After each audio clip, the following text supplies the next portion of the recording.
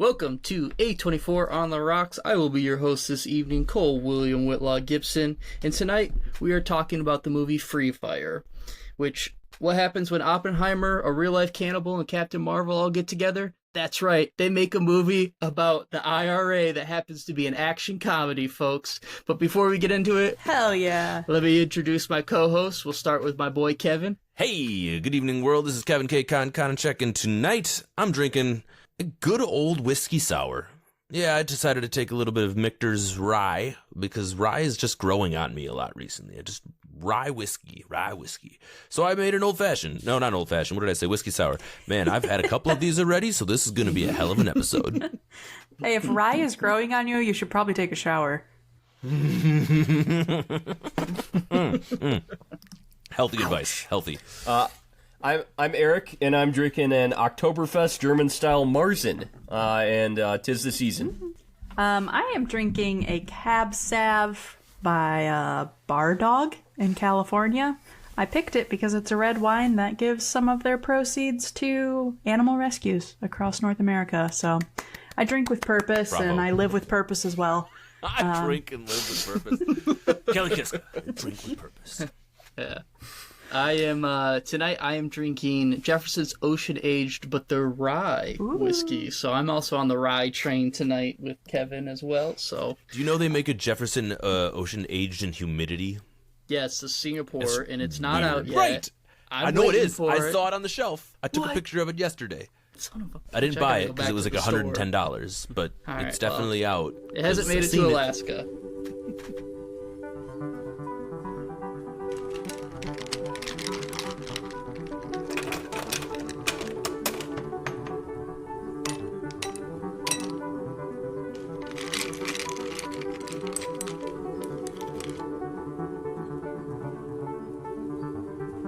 A24 on the Rocks. All right. So now that we've all done our introductions and have been completely liquored up, we are talking about Free Fire, which is a film starring Cillian Murphy, Brie Larson, and Armie Hammer. So this movie is about basically a drug or a gun deal gone wrong with the IRA. It is supposed to be an action comedy. And I guess my first question to y'all, have you ever seen this movie? Let alone, have you ever heard about this movie before? Let's start with you, Eric. No. Yeah, I mean, all the actors in here, not all of them, the main actors I knew, like Cillian Murphy. Before Oppenheimer, I knew him from Batman Begins. Brie Larson, obviously, we knew from Room. Armie Hammer, he was the Winklevoss twins in Social Network. So I kind of knew all these actors before, and I am very surprised this film slipped through my grasp. Mm-hmm. Has anyone seen this film? I guess that's a better question, because I definitely had not seen it, and I have never heard of this Negative guy. on And both. I've seen a lot of head shaking. Nope. And in fact, when I went to go look for it on HBO Max, where every single one of the A24 movies up to this point have been, and it wasn't there, I was a little concerned. I was like, all right, what in God's green earth are we getting ourselves into? We had to go to some library app to find this thing. So, yeah. Yeah, I ended up having to rent it off of YouTube because I was in the same boat. I went to Max, was not there, got confused, went to YouTube, found the movie, still wasn't convinced it was the right movie, then went to Wikipedia, looked it up, then, back-checked reference and was like, okay, here's my $5, let's get this show on the road. Right, and reminded myself this is an A24 podcast, so this is all perfectly normal. This is the most off-the-grid A24 movie we've had to find so far, which is saying something. Yeah, I would say so, for sure. I mean, everything else was on Max, I guess.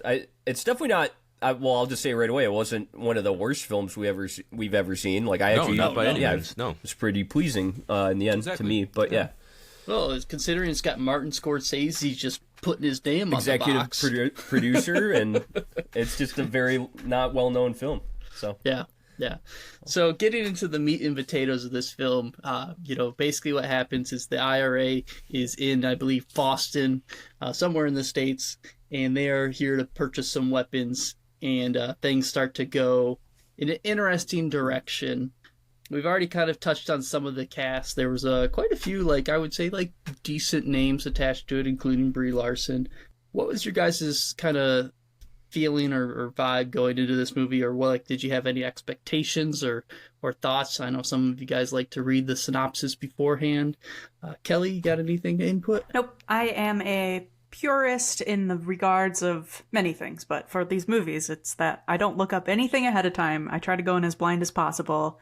And when I looked up this movie on our TV, I looked at Eric and I went, is this it? Like we were just talking about. I had no idea what to expect, what to think, and once it came on, I'll be honest, it did not grab my attention right away. And usually I try to like set aside everything and like try to take in a full experience. And this is probably just because like it's a lot of action right from the get-go, and that's not always what grabs me immediately. So first impression was exactly that. It probably wasn't until like we get more Brie Larson in there that I was like, oh, that's a face that I know, and I'm interested in seeing what happens to her character. So at that point, I started to get pulled in.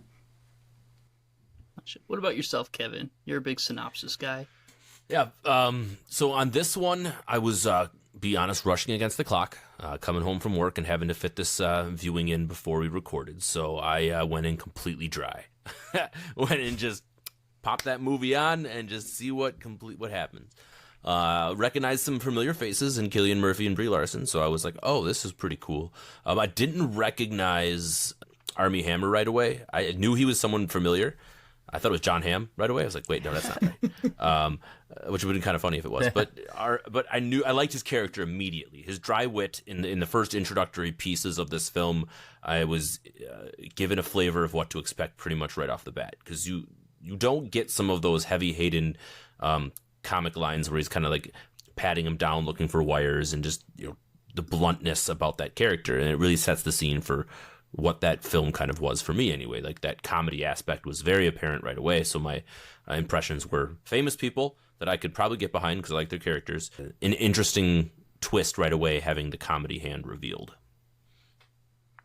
Yeah, so before this, I guess this movie, Kelly kind of alluded to it, goes pretty fast into the action side of things.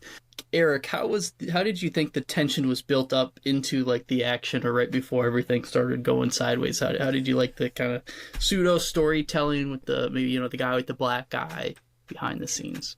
I thought it was pretty funny, and I think that's what really kept me going in this film, because this film really is just kind of one very, very prolonged scene. We get into the gun deal, it goes wrong, and we kind of are like, it's just constant survival mode after that. But the script and the constant like humor of it kept me in it the whole time and entertained. Especially during that gun deal, the South African guy, he was fucking hilarious. Like, I kept laughing at him over and over again. And yeah, the black eye, that whole situation, just like the unfortunate fact that this guy that just got a black eye from somebody had to do a gun deal with another guy on the other side doing a gun deal the same day. That kind of like mishaps of circumstance, I like seeing that in film. It's funny writing, and I very much enjoyed the whole setup of the gun deal gone wrong, for sure. I really agree with you, Eric, on Vern's character. I thought he was absolutely hilarious. Some great one-liners that kind of stuck out to me that were just like fantastic. I freaking love it. He's like, I'm provoked, I'm from Africa. Yeah. He had just some good hilarious one-liners where he's supposed to be the boss, and he's just ends up being this spineless coward in the whole thing. And it was just I liked his character setup, so it made you like relate to him right off the bat. And the Boston guy that gave the other guy a black eye, that's Jack Rayner, who was also Christian in Midsummer. Yeah, that's a huge character in A24 lore. So also cool to see him in this. It's like a wild animal sighting. You're like, there he is! There he is! Yeah. Leonardo DiCaprio meme for sure in Once Upon a Time in Hollywood. And it's like, oh yeah, that's him. Yeah, I feel like there's. I guess I gotta see Midsummer then, huh? Yeah, you do. Yeah, there's definitely quite a few actors and actresses in this film where, like, the guy who plays Vernon is from District 9, which I absolutely love. And when he shows up, I haven't seen that movie in forever, but I hear really that like voice, that one. and I'm like, that's gotta be that guy. Quick Google. Sure enough, he's District 9 guy. So that's that Alien movie, right? yes, Yeah, Peter Jackson directed that, right? Was it Peter Jackson? It was Peter Jackson's like I think He produced it.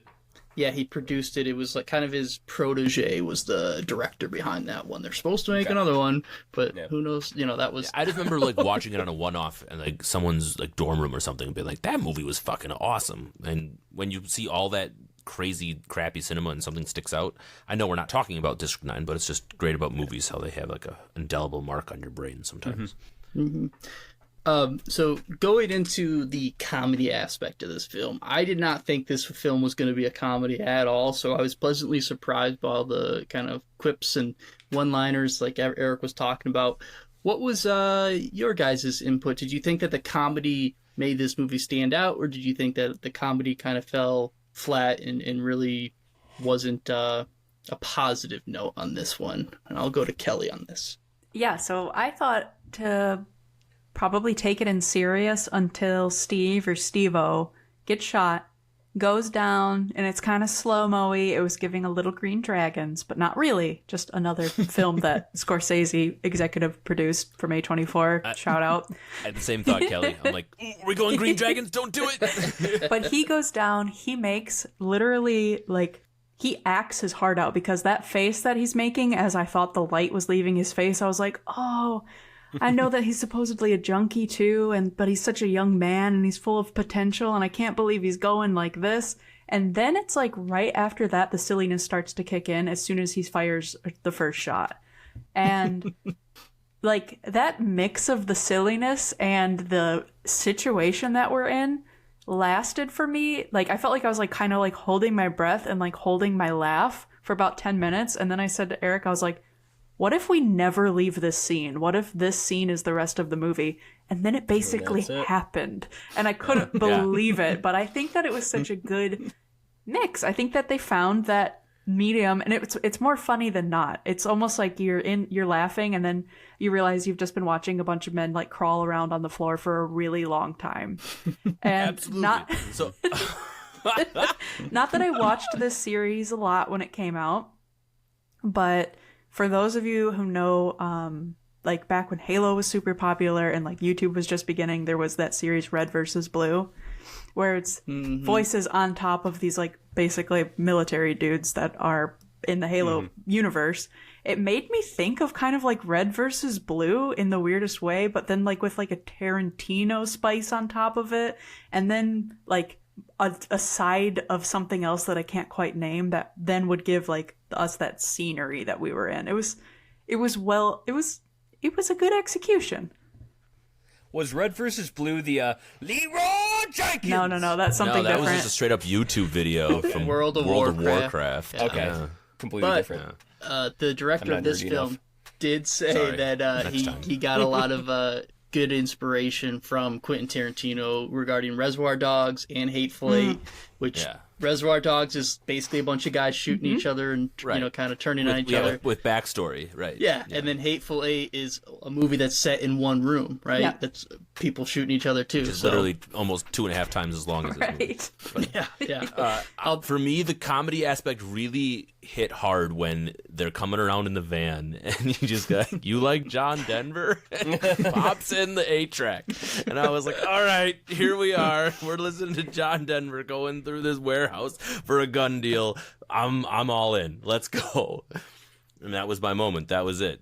It just seemed like a bunch of characters that would never want to have a drink with each other at a bar, and you just throw them all in one room, and they all have some kind of goal, and they're all just like missing the mark slightly because none of them would like each other in everyday life. And so it's just a bunch of people that are constantly misunderstanding each other. Yeah. And also missing each other with bullets. Yeah, constantly. Yeah, that too. Also constantly. Yeah. So this film has I would say a quite eclectic and colorful cast of characters with accents from all over, and I was immediately drawn into this film because I love accents, and when you have like the South African accent and then Cillian Murphy, and I was all about it. Who is your Cillian favorite? or Cillian? Can we figure that out? I think it's I've Cillian. always Whatever heard you want it Cillian. to be, Eric. Yeah. Cillian? We'll just have to ask Cillian him. Murphy. Killian. Yeah, let's just write him. Let's write him a letter. Yeah. Give him His a call. people- We'll get bring with him our on people. for Oppenheimer. Send him a fruit basket, maybe. Yeah. He's been asking me to do Oppenheimer for a while, so I'll hit him up. You're leaving him on, But so eclectic cast of characters. My question to y'all is, who is your favorite? If you had to pick one person throughout this movie, not necessarily the one who survives or you want to win, but just your favorite person in this film. Does anyone want to go first? Because this is kind of a question you got to think about. I already know my answer, so I'll go first. Kevin? I already referenced this earlier when I talked about the intro to the film, but I really enjoyed Armie Hammer's character as Ord.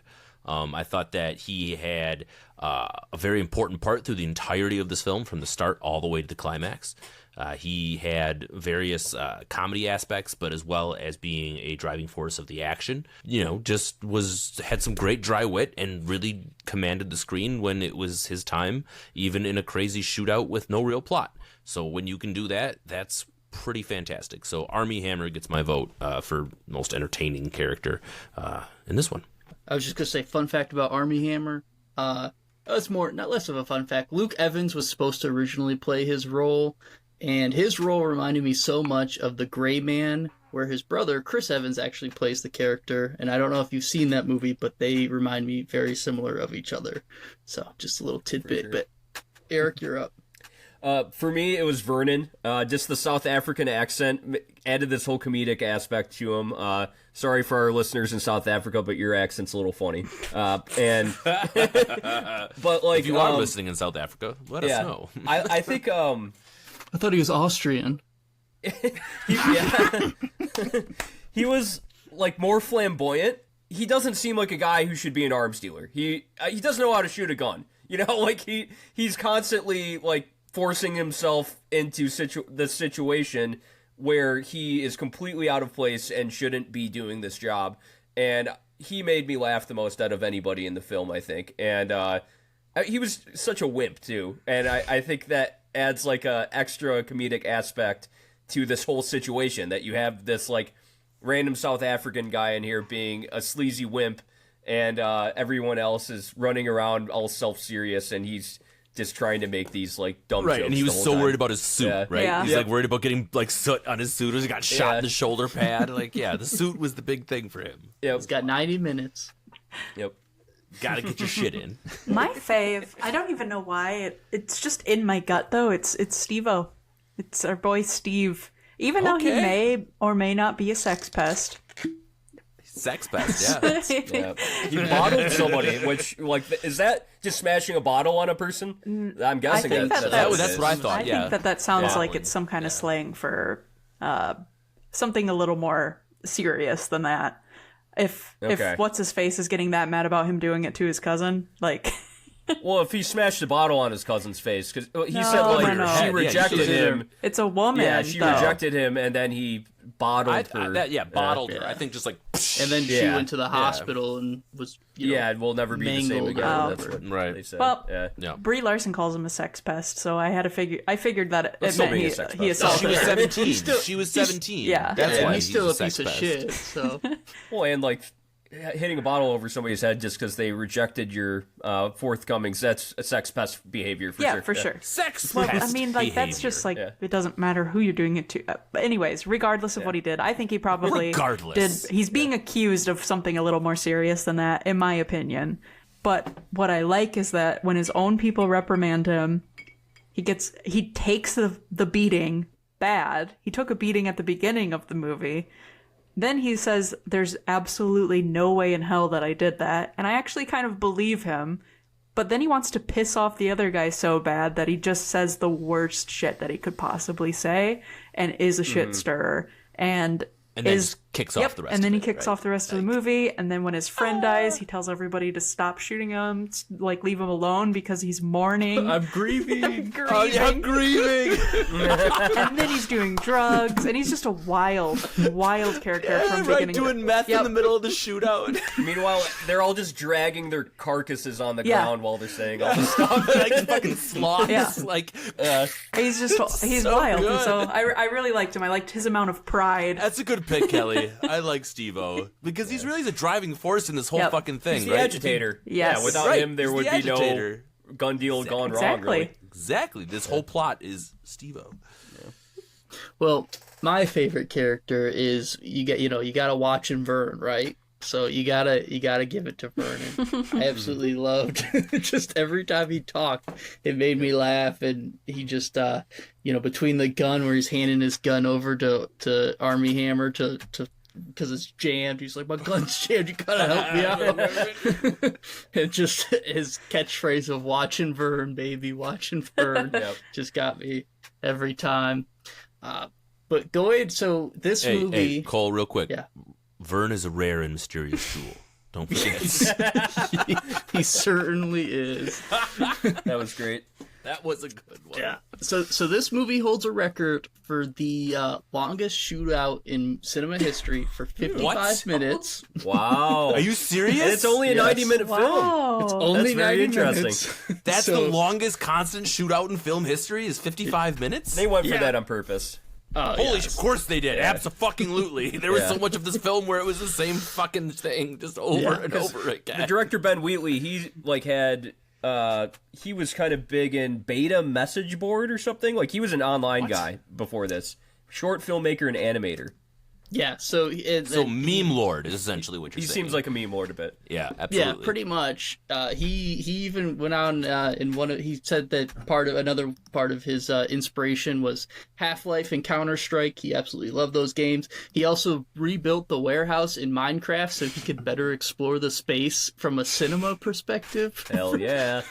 So he literally played this as a first-person shooter and then incredible. just decided to put it on film. 1978. He's like, it's in Boston, right? 1978 Boston. Yeah, 1970 exactly. Yep. Yep. But yeah, so this But was it's the filmed longest in the UK, but not that really matters. longest shootout, which to I guess the way I look at this film, with all the people crawling around, no one's running around, it's not action packed over the top. Nobody's running anywhere. But it's listed as an action movie, and my argument is I think we need to make a new genre called slow action. And my question to you guys is, do you think the slow action pack of this film benefited or was a negative aspect to this film? Do you think that the shootout should have been quicker and more fighting and dialogue after the fact, or did you like how it was all packaged up? We're gonna go to Kevin first. So I was oddly reminded of that scene or that skit in Family Guy where Peter gets hurt and he just slowly drags. My knee! And He grabs for his knee. 30 seconds, 45 seconds, whatever. Just I was thinking that whole time. I was just like, man, these guys are really just milking this for everything it's fucking so worth. accurate. And it just kept going the whole time, up and down stairs, getting lit on fire and still fucking just dragging yourself around. And even the van was dragging itself. The whole fucking thing, it was totally on purpose. It was self-aware, and it was well done for being that total ridiculousness. So this actually, I like that you mentioned that it reminded you of the Family Guy. This one reminded me of the SNL skit. I think Lonely Island did it, and it's the Ooh What You Say, where they every time they shoot, the song just starts, and people just keep showing up, and they get shot again. It was every time any person moved to this film, they were getting shot in the leg or the arm or somewhere non-vital, they're gonna fall. Yell something back at the person, tell them to fuck off. When Brie Larson got shot by the guy who was defending his cousin, and she just was like, "You fucking shot me. I hope fuck you and your cousin." What about you, Eric? What was your thoughts on the slow action pace of this film? So like I said, the comedy kept me in this film. I do feel like it just people were dying too slow. Even Martin, the first guy who really gets fucked up, he came back, halfway through the film, and a zombie just didn't know where he was. And I kind of did get to a point where I'm like, can I just see somebody die? But the slow action, the fact that it's comedic, I think brought me along and made it better. It made it a lot better, actually. I did get to a point where I'm like, can somebody just fucking get shot in the head already? But then we get that at the end, and it feels very satisfying. Right, exactly. Especially when my favorite character, Vernon, gets shot in the head. Just seeing him burnt alive and then get shot in the head actually was very satisfying to me. You said it, Eric. Satisfying, exactly. Yeah. Like they completely made it so like non-lethal wounds for the whole fucking 2/3 of the entire movie, getting shot everywhere else. Then that it matters, except for that one dude who got blasted in the back and passed. Yeah. But my point is, I agree with you. When they went the dead center bullseye right between the eyes, I was like, oh, that was totally intentional. Like, Yeah. There's the just. If we're talking slow action, I would say when Cole, you mentioned like Hateful Eight, or maybe it was Kevin. One of you said it. Credit to one of you. That would also be like the same kind of like genre, not only because it's like the one setting, but that's also, I would consider it a slow action. And I think that this movie, part of your question was, did it need to be that way? Was it a better? Yeah. And I think for better or for worse, yes, it had to be that way. It's like you can't make a cake without a good amount of flour. You can't make this movie any other way than how it was made. So if anything changed about it, we wouldn't be talking about it in this way, and maybe even A24 wouldn't put their brand on it. Because it is not like I'm a huge action movie or gun movie buff, but I don't think a movie's like existed like this one beforehand. Even in all of Tarantino's madness, he hasn't quite done this version, the never-ending paintball war of actual death and destruction. Exactly what I thought as I was watching this. I'm like, this just feels like an elongated paintball war that hurts with actual bullets. But I also agree with your other point that this has never been done before. I was thinking this felt so A24 because of the uniqueness of what we were experiencing. How the continuousness of one scene, the idea that we have the longest gun battle of all time. These are indie art house themes, and I feel like that really truly why this is an A24 movie and why we're talking about it in general and enjoying it, because it truly was unique, and anytime you can do that in the giant pantheon of the history of cinema, good for you. Congratulations. So with yeah. all the, oh, go ahead, Eric. I just said hell yeah. Sorry. Okay. Louder for the people in the back. Hell yeah, brother! Yeah. So this movie has a ton of gunfighting. Obviously, it's 55 minutes from the first shot to the last shot of the whole gunfight. What were your thoughts on the sound effects, like the use of the space? It's a warehouse. There's lots of ricochets and things like that. The sounds of the guns, and then also the effects of the gunshots and things of that nature, of how people were hit, and some of them were, I would say, a little brutal. But let's go back to you, Eric. I think I really enjoy, separate from the sound effect, I'm going to talk about the set for a second. I really enjoy films that are actually purposely placed in one room. Like I said, because the plot kind of gets stuck in this gun battle for a while, like it did feel a little longer than it actually was. But I enjoy that they utilized just one warehouse space for the whole film, and I think it kind of makes the film feel a little more down to earth in a way, even though this was a gigantically long gun battle. Sound effects, I felt the gun sounds were pretty on point. Like I guess I'm not somebody who knows a ton about sound effects or a ton about how guns should actually sound, but I don't know. I felt like hearing the guns like bounce off stuff, like the bullets. I mean, that sounded on point and it sounded realistic to me. What about you, Kevin? Yeah, as someone who's been around some guns in his life and been to shooting ranges a time or two, I would agree with Eric that it absolutely was about as realistic as I possibly could imagine for me. Like, from the way that they had to constantly reload to the impact shots of where the bullets were handing, I really enjoyed the scene where Cillian Murphy gets to the AR for the first time and tries it out and just goes absolutely ham and empties the whole clip, and everyone's just kind of watching him, because you can tell the other gun dealers don't really expect him to do that, and he's, there for war. He's not there to mess around. So I thought that when the movie needed to get real and have some realism to it, it definitely did a good job of doing that. And it was also interesting to me the wide variety of guns they chose to represent in the shootout. We saw revolvers, we saw magnums, we saw semi-auto pistols, we saw Grand rifles, we saw assault rifles, we saw a large variety of different guns in this film, which I thought was also pretty cool when you talk about having a gun deal. Like, to have that represented in a bunch of different ways was pretty unique, and they stuck to the lore or the realism of what, firearms should be in movies for me.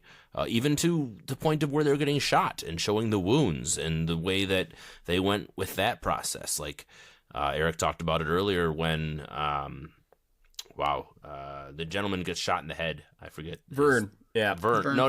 The other, the guy in the yellow suit. Army Hammer? Martin? No. Nope. Martin. He's like, I've never seen a brain before, Yeah, right? then he wakes up. That whole process, like, I just think they just put a great amount of detail to the realism of a total farce of a movie, if that makes sense. Like, I don't know, farce shouldn't be a bad word in this sense, but it felt like Naked Gun or Airplane or something, like one of those slapsticks, but done in a very serious manner. And I think that was just super unique because I loved those movies growing up. And so for me, it just kind of felt like some of that. Yeah, I would say it definitely felt like a very grounded Naked Gun in terms of the the gunfighting and stuff. Kelly, what were your thoughts on the practical effects? So this movie is completely a practical effect movie. There was no CGI. What are your thoughts on that? I know I'm a big fan of practical effects, but do you think maybe it was too much, especially when a dude's head got ran over? I mean, it was because that was my favorite character. But I'll answer two in one because I do want to say with the sound mixing of those guns, holy crap, were they loud. I have said before and will continue to say throughout this entire podcast, I love a negotiation scene. And not long after our negotiation scene, they start practicing that gun out on some of that cement and blocks and everything. And I just feel like the volume from our TV went from just we're watching a movie at a somewhat loud volume to holy crap, our neighbors are going to think that there's absolutely a war going on inside this household right now. So the amount of sound for when the guns shot off, and that continued throughout the movie, the guns were loud, as I think they should be. It was extremely alarming. Yeah. And then on top of that, I feel like they did a really good job of showing what kind of power ammunition can do. I don't know a ton about guns, but I just feel like you have certain kind of bullets that have a certain kind of shape that are gonna drill harder, shoot faster, hit deeper, and I think that all of them probably have the best of the best, and that showed to me. I also feel like a lot of them had pistols that had a really long, range, and I just assume these pistols must be the best of the best, too. This is my impression as not a gun person, necessarily. It all felt like, of course, all of these people that are doing these kind of deals would have, state-of-the-art protection on them at all times. When Brie Larson just whips one out of her purse in retaliation and then shoots it across what seemed like a big amount of space and hit the guy, I was like, of course she would have a gun like that right there ready to go and loaded and prepared. Yeah. So everybody gets a gun and everybody gets shot, right? That's just the rules of this film. Yeah, the imprint that those bullets left, so we've kind of discussed on that too. There's a lot of missed shots. They have the accuracy of stormtroopers, but you see that power of the bullets left behind because there's so much concrete everywhere and there's so much iron and warehouse material everywhere. You see the residue of those bullets laying around. You see them go into that big spindle of wood and shatter it. Just the power of guns was very, very clear to me, and I like that that's all practical effects. I didn't necessarily know it, but it makes sense because it felt a lot more grounded and not ridiculous and Green Dragons. Like Green Dragons. And in addition to that, no camera angles with these guns that followed it. Like The Matrix has its time and place. Don't get me wrong. That's one of my favorite movies of all time. It wouldn't have made sense, I feel with this movie, because there's so much other things to focus on. So as I've already said, just that power and impact of the weapons, I think was really crucial to the whole scenery, the whole mood that they're kind of setting, and it was palpable. And the fact they're in one room and one space the whole time, I think you needed to make it more real and palpable, because obviously all those gunshots would reverberate around the whole space like crazy, So yeah, they needed to make it like that. Yeah, I think one of the things that I really enjoyed about this film which kind of what you just talked about, Kelly, with the gunplay and kind of the camera angle, and they're not doing the Matrix or anything like that. It's kind of chaos. And you don't really know where anyone is at any time because it's always like kind of a close up and you're just seeing the person hiding behind or just like laying down, crawling somewhere. And it's like, I have no idea who's about to shoot them next, but I know someone's about to get shot. Someone's going to do something. But I think, in reality, in those, gunfights, no one knows where anyone is because everyone just ran for their life and hid and is now just blind firing or just shooting at anything that moves. Kevin? I think that you just said it, in reality. So if you can compare to what that actually would have been like, none of us have been in a firefight, right? Probably none of us have been in a situation where we're getting... My but lawyer I says I don't honestly have to felt, answer. That's true. You don't know but me. I felt like that would be my reaction, is everybody just fucking scatter as fast as you can, get behind anything concrete, and just blindly start blasting at the other side. So while there was a total sense of ridiculousness in this film, there was also a total sense of reality in this film. Like, this is what would happen if you had a fucked up gun deal go wrong in 1978. Like, it would just happen this way, right? It just would. And I think that's why I enjoyed this movie, is because it just felt like I could have been just dropping in on a bunch of just random Irish people coming in and trying to buy guns from double dealing weirdos in pimp suits. I mean, it was just good. It was just good. And anyway, so I just started blasting. Yeah, exactly. And an Always Sunny reference has got to be in there somewhere. Yeah. Another thing I wanted to go about practical effects, just because I love them. Vernon, when he got lit on fire, the actor actually did that, and they actually did light him on fire, and that was all shit. practical. So mad respect to that guy. That was a really good scene. Goodness gracious. And I've never Did been he lit wear on fire. like a fireproof suit, I'm guessing? And Yeah, they must have had a bunch of. I'm sure He died here. He's dead. That's why I'm there's like, no well, how did District they do 10. it? Yeah, no one try this well, at home. But here's a tip if you ever want to light yourself on fire. This was one of my uncle's party tricks. You spray yourself with hairspray first, and then you light yourself on fire, and the hairspray burns off. Then it just lights the hairspray and not the everything. Do not try at Because home. it burns. You didn't hear Yeah, it it here. burns so fast. But with him wearing that big old pimp suit, I guarantee you they put that on and then put a fire suit underneath it and was able to hide it all up. But yeah very, very Incredible. impressive. One thing I did want to talk about that I actually picked up on this movie that I do not pick up on a lot of movies was the music. I thought they had a lot of choices of music. We already touched on John Denver. But Eric, why don't you tell me, what was your thoughts about the general music and score of this film? A lot of classic rock. We had Run Through the Jungle by CCR. I mean, it put us in 1978. It did its job. Is there an actual theme in here, too, that kind of underlays over everything? Like, I guess I was so, like, kind of distracted by all the gunfire that I didn't, like, note as much about the normal theme and more just, like, the more famous songs in it. But yeah, it seems like Jeff Barrow and Ben Salisbury did the theme.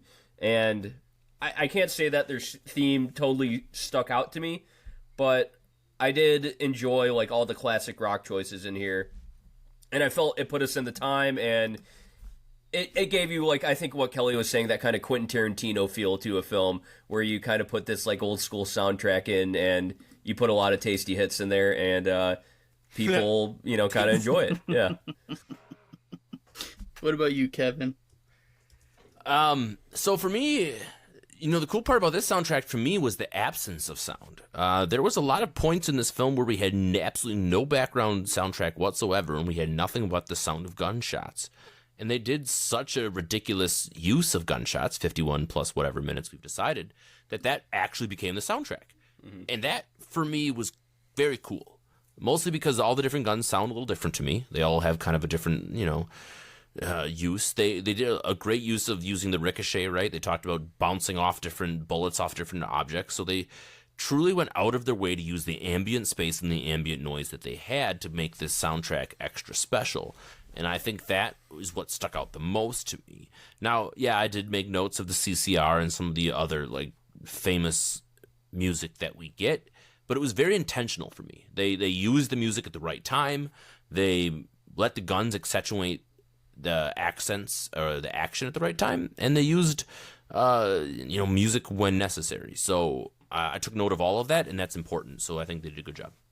I think the lack of music played into the comedic timing too, which I think. Oh, absolutely. The comedic timing of this film was spot on. Like, you'd have somebody would shoot a gun, and then it'd be kind of silent for like 6 or 7 seconds, and then out of nowhere you just hear somebody be like, "Fuck you!"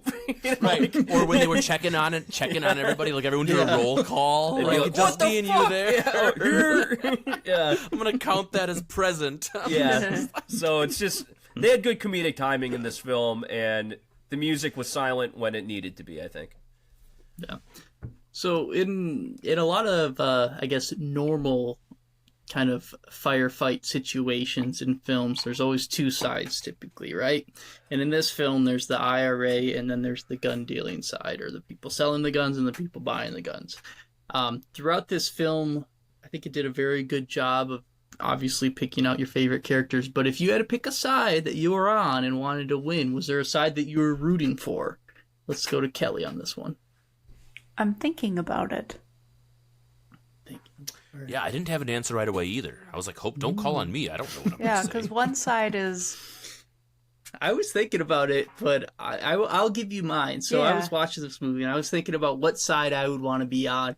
And honestly, I kind of liked the IRA side. Again, I think maybe it was just the soft voices of Mr. Murphy speaking into my ear, and he just convinced me to join. And I just love the Irish accent, and I've also just went to Northern Ireland, so I gotta That's it, yeah.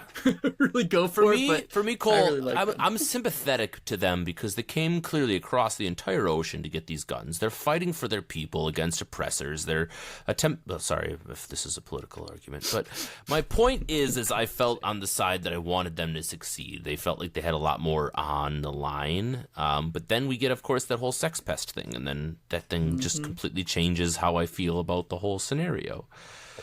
I guess I'm on Team Brie Larson, so I'm excited that she had at least an opportunity. I think she ends up in jail, personally, but Yeah. spoilers, sorry. If you've been listening to our podcast, you know we don't give a fuck, and spoilers are part of this. But yeah, I guess I'm on Team Brie Larson, also because I kind of forgot about her, so they did a good job. They did a very good job. Some people think like this, it's predictable, like we knew it was going to happen the whole time. I didn't. I was totally like, she's gone. Didn't even fucking think she was factoring it. I thought she was going to be at the restaurant, personally, like waiting for them at some weird thing. Not doing her grand entrance, capping what's-his-face in the head and doing his whole thing. Like, good job, Brie Larson. So, Team Brie. I would hit Brie Larson, not to immediately disagree with you, but I'm gonna do that. Predictable. Because she says something like, watch out for yourself, like almost like first thing when we meet her. And I was like, okay, right. I know how the end is going. Regardless, it's Maybe like, I was distracted by life. maybe. But it didn't really matter to me because like some movies it doesn't matter if like I kind of know that that's coming or not because it's the journey, not the destination. But as far as did like you, which side? Sorry, Cole, were you saying something? I was just going to say, speaking of foreshadowing, did you pick up on what Steve-O said is his first opening lines? No. My head is going to fucking explode. Oh shit. Oh, no, that's right. No, I was too busy writing down. He says, you look like you just fucked a reluctant panda bear. Oh yeah, that was. I was more writing That was a about good that. insult. Yeah. I got to remember Yeah. that insult next time. It's a good one. But go ahead, Kelly. For which side I'm gonna be on, and I swear I'm not manipulated by what I previously heard. So I have a huge crush on Cillian Murphy. I've had for like a decade and a half, probably. He's just like, he's a guy that you look at and you're like, he's a babe. And he's a babe for sure. So it's easy to fall on his side. And then I realized that's the gun purchasing side. And a lot of them, they're going to kill a bunch of people. And then the other side's represented by Vern. For a cause, though. For a cause. Sure. Yes. They're rebelling against the repressive government. Yeah. Fuck the queen, Still right? Irish They independence. seem Come more on. this is where the thing in my head is they seem more outwardly murderous than the other side, which probably has done more murder because their whole life is arms dealing.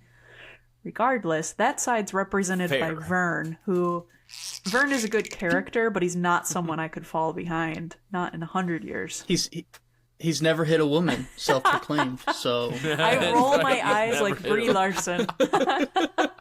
I love when she was like, "Not you ever." Huge eye roll as soon as he turns away. Right.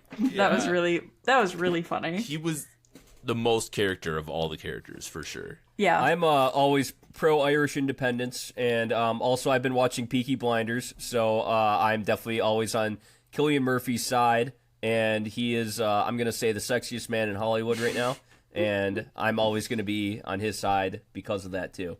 So, fuck yeah, I'm on IRA side. Did you notice there's another Peaky Blinders actor that was in this movie? Which one?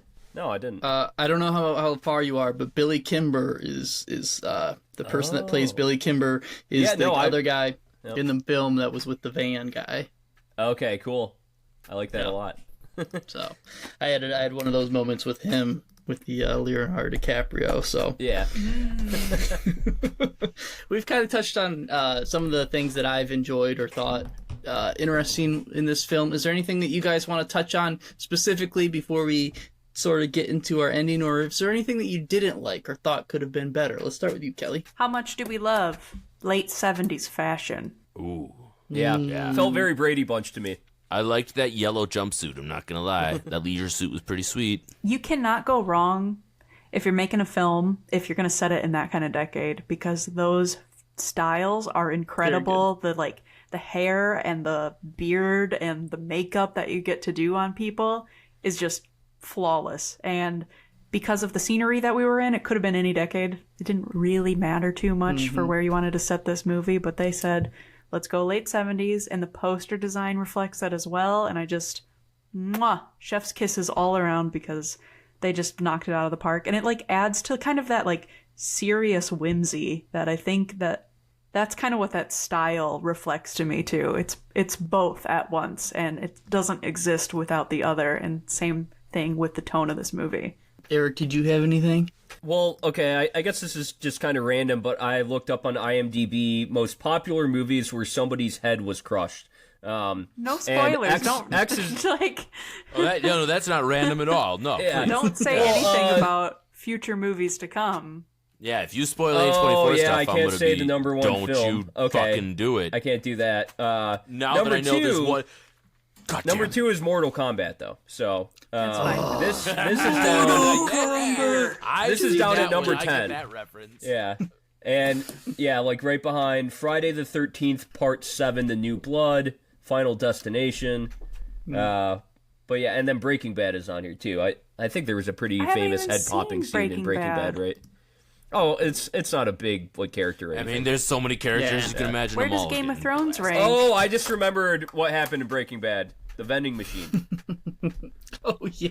Anyways, This is too many spoilers. last for me. things that I noticed that I didn't get to talk on was the use of different genres of music. I don't know if we talked about that. They use classical music, slow guitar music in a lot of some of the spots, but then there was that use of just saxophone blasting, essentially is what I'll call it, where they just had random horn interludes as things are happening. And I just want to think about, why is the director choosing different, what constitutes allowing it to be silent for some parts where the music comes in. I'd have to rewatch it again, and I think this movie is actually worth a rewatch because of not just the soundtrack, but just all of the different aspects. Because all of us seem to have gone into this movie completely blind, and we all have seemed to have come out of it at least enjoying it for the most part. So I think it would be great if we all went into it knowing that we enjoyed it, watching it again, and picking out the different parts that we really enjoyed. Yeah. I don't know. This one, I think we're going to revisit again. For one or other reason or another, I just feel like this movie is unique enough and sticks out enough in my brain that we're probably going to come back to it for one reason or another. I gotta say that I probably wrote the least amount of notes for this film over any other film we reviewed. Eric, I like half a page. Yeah, it's just not even. Well, you're set in the scene, and it's pretty much one scene the whole time, and the comedic lines were funny. But I usually don't write down specific lines. I write down plot points and maybe metaphors that I see, and there weren't a whole lot of that in this film, and that's fine, But least amount of notes I took in any A24 film so far. Absolutely. I will say I'm going to get on my soapbox. One thing that I hate, I guess I don't hate. I always seem like I hate. So sprinklers in movies are always wrong, and I don't understand why this is a thing. Because if you understand how sprinkler systems work, especially the old school ones, they got a little glass bulb that when it gets too hot due to the flames, they burst, and it's all gravity fed water.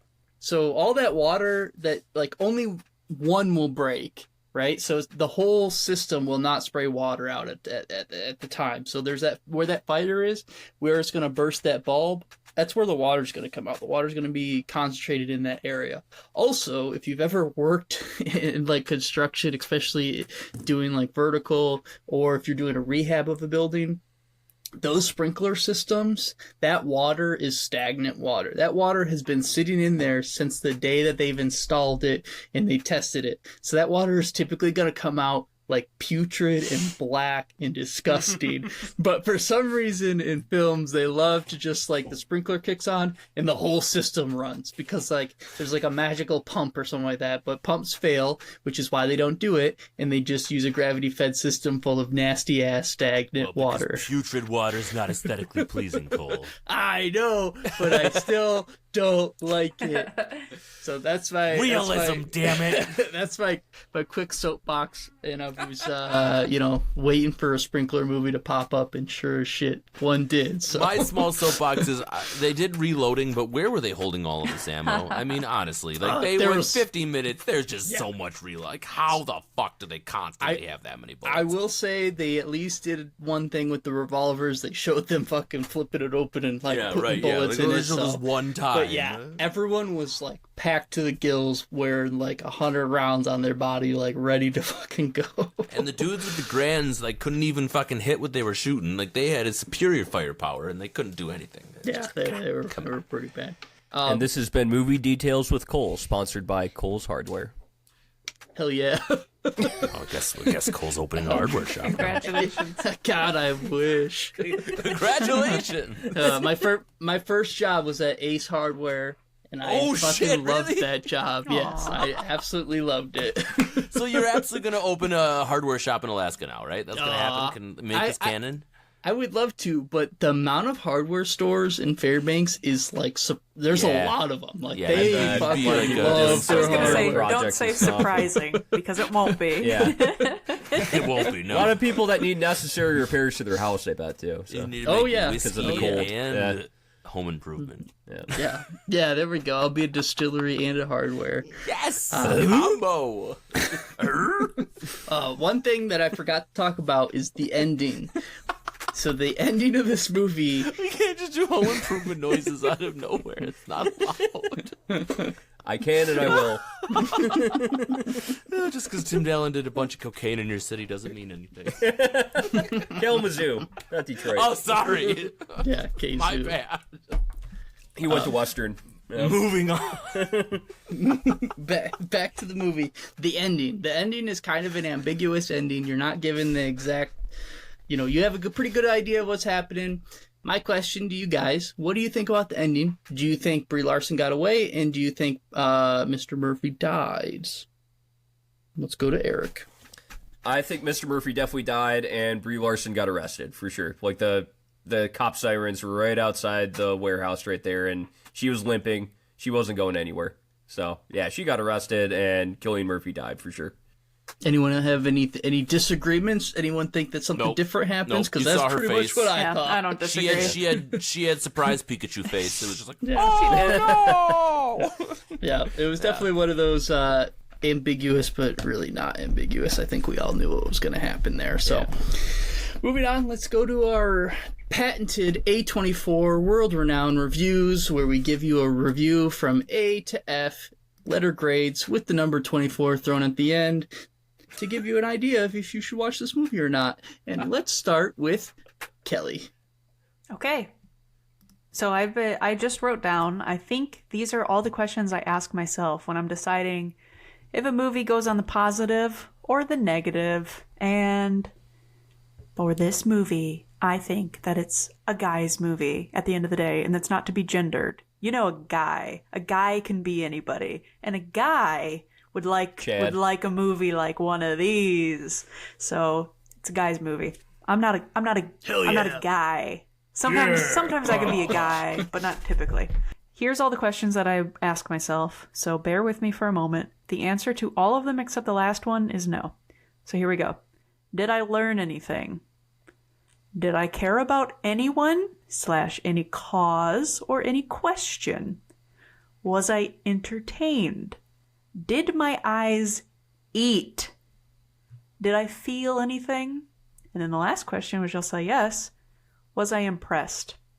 So on this little survey that I kind of give myself, answer to everything else was no, but I was impressed by this movie. I thought it was not like anything that I've seen before, and I think I gave a long enough diatribe about the practical effects and the sound effects, and I think they did a fun enough job with building out all of these characters, even though as soon as you know anything about them, it's just like comedy on top of it. It's just like dripping in comedy constantly, and like it's almost like an opera, but like for a guy's guy, if that makes sense. So I can see who this movie's kind of for. I know it's not for me, but it's not like I like hated it. I actually didn't hate it at all, but I didn't love it and I didn't like it, if that makes sense.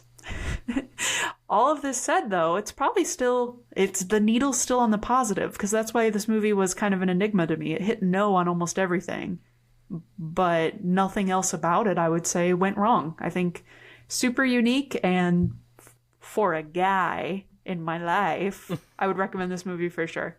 So, C plus 24. All right.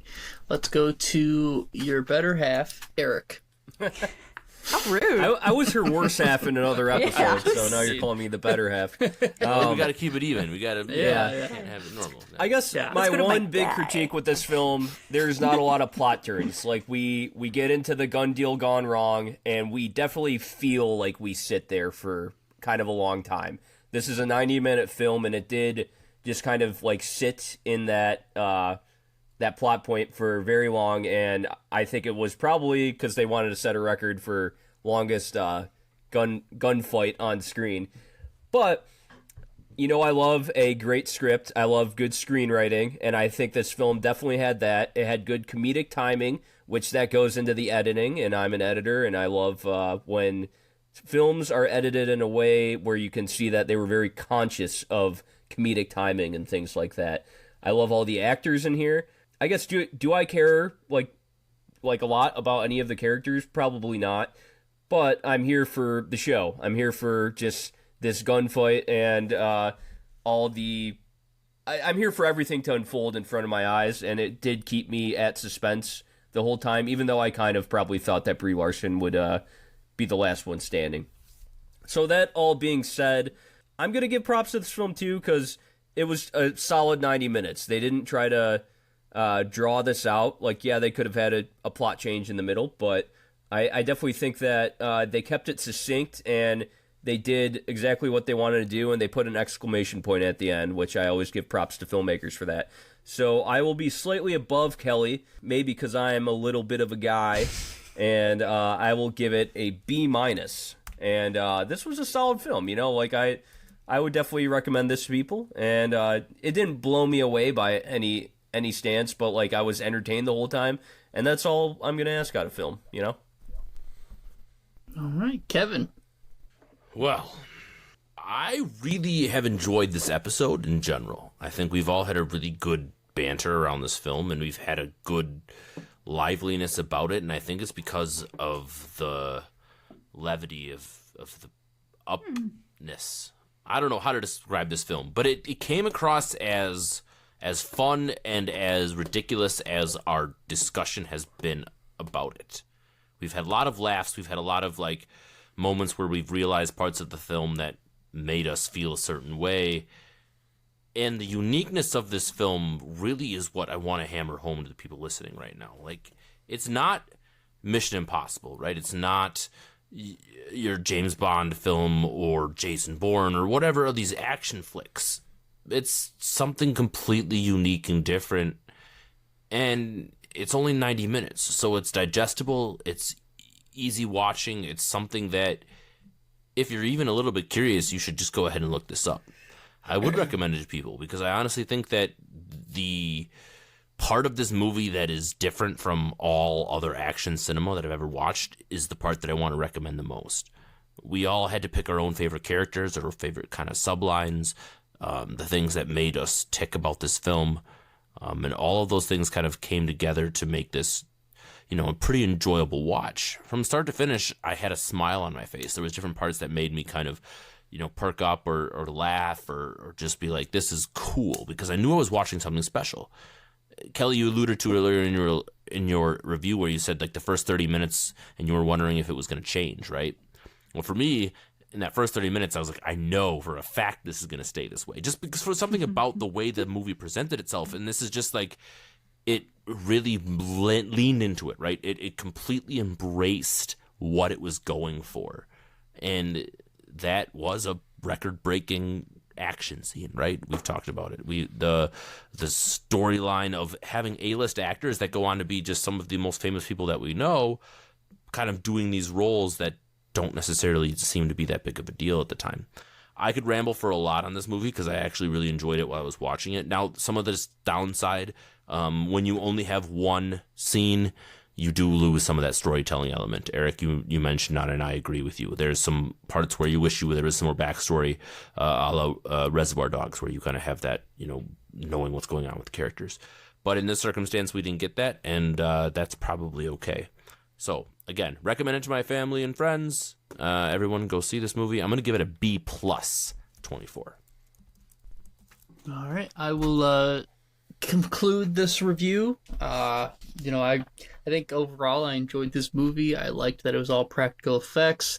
I thought the slow action was very funny and deliberate, and I thought I was very hesitant with the comedy of an IRA gun deal, but it really lent itself to it, and I thought they did a very good job with it. The sprinklers piss me off, but that's pretty normal for me. There's always something. So I do love the movie's tagline of all guns and no control. I think that's very fitting because it's just pure chaos and just people just, no one's an action hero in this movie, right? They're all just people trying to buy guns or sell guns, and they're all scared and they're all pissed off because this guy fucking shot me or that person shot me, and it's just a vicious cycle of everyone just not wanting to necessarily be a cold-blooded murder action star type thing, but they I don't know, overall I really liked it. I thought it captured a lot of the fun, and it was a good movie that took me into its world, let me forget about all the things going on, all the stresses, and have a good time while watching it. Plus, it hit my my 90-minute dream, so I'm a big fan of that. So when I first clicked on it, it was like hour and 30 minutes, and I was like, "Oh, this is gonna be a good one." We got Brie Larson for 90 minutes. Let's see what happens. So overall, thought it was a great movie. I think it's one that a lot of people.